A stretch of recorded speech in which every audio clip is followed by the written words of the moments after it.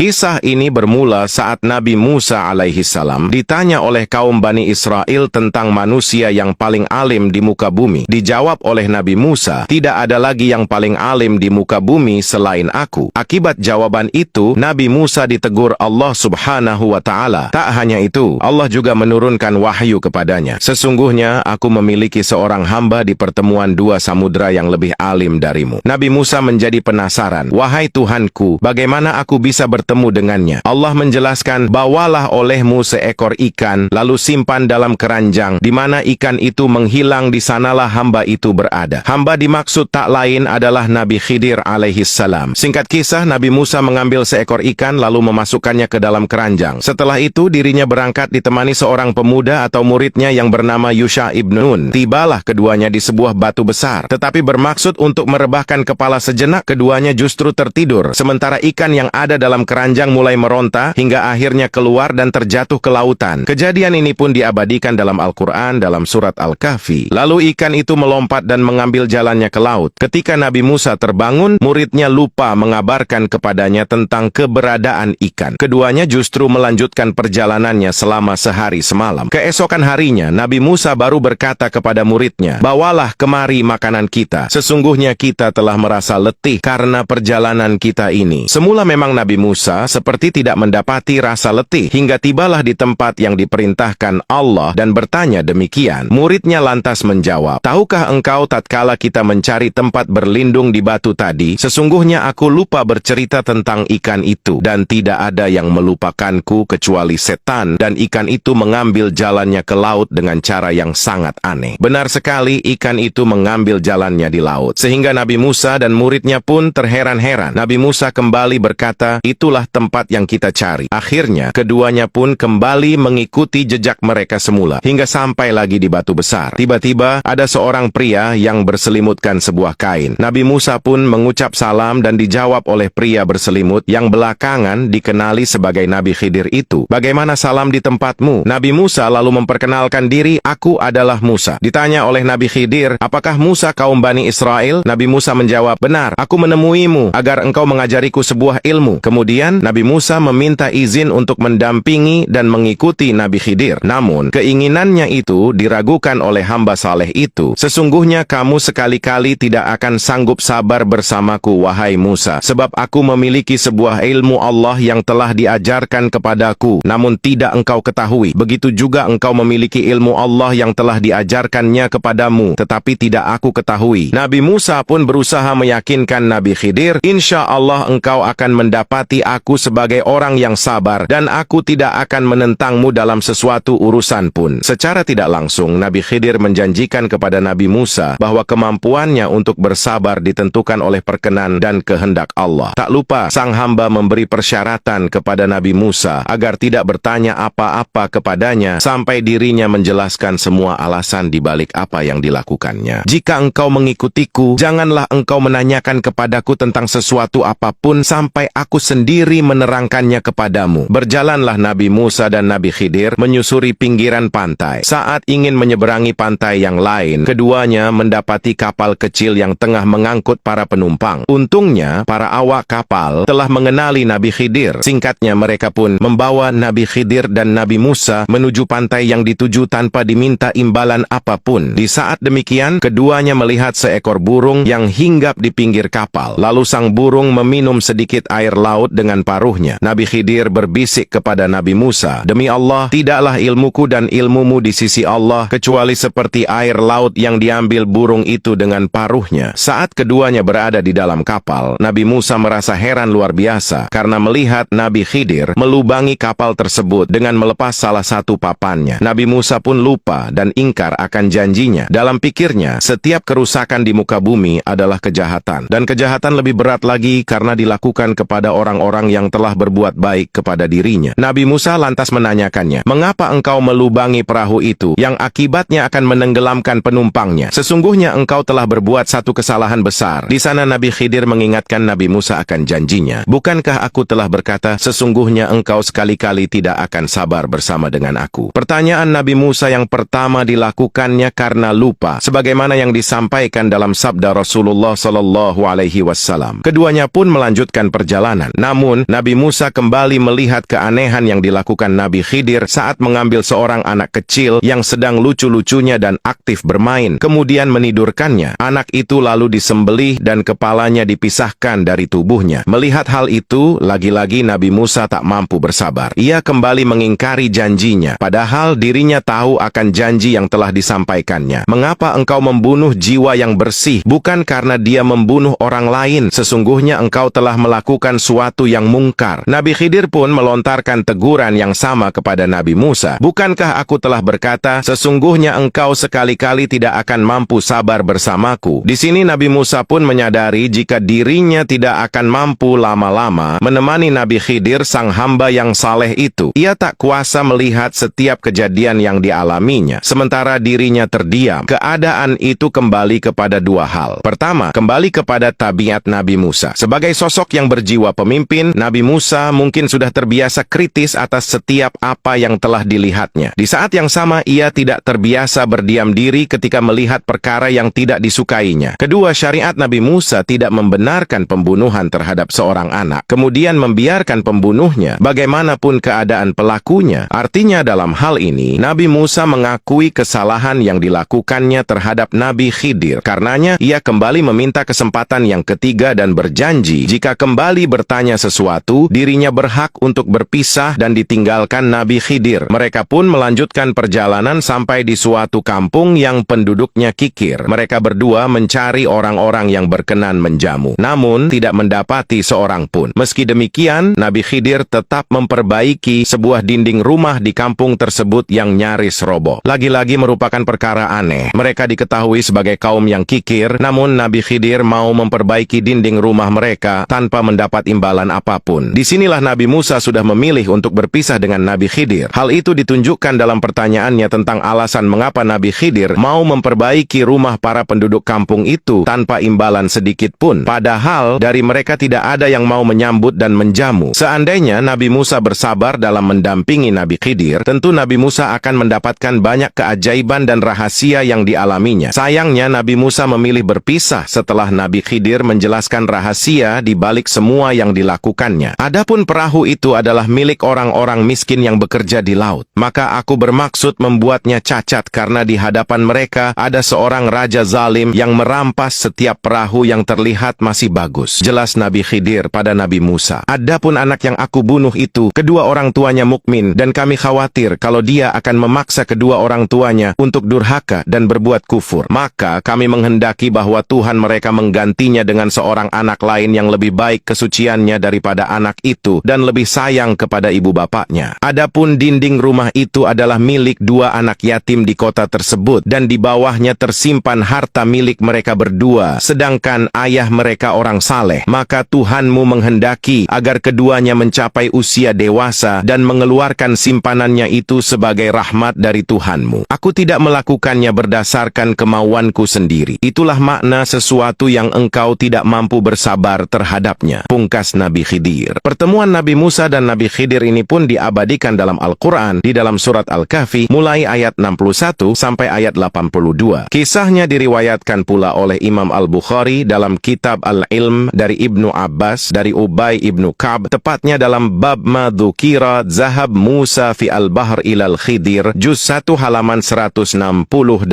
nomor hadis 74.